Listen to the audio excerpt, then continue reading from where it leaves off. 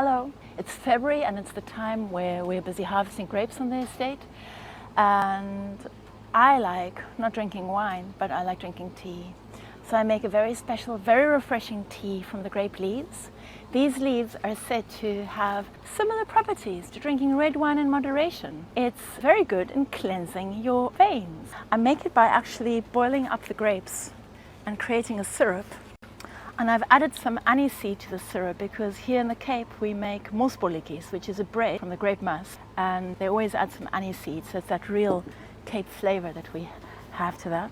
So these are red grapes that I've boiled up, really kind of squashed it together, get the lovely colour from the skins, and then I add the aniseed while I'm actually boiling it. And then I've made a tea which has been cooled slightly. It's just the grape leaves with some hot water poured over it. This refreshing drink we'll decorate with a couple of grapes. And I usually just serve it with that sticking out. Yeah, that looks rather handsome.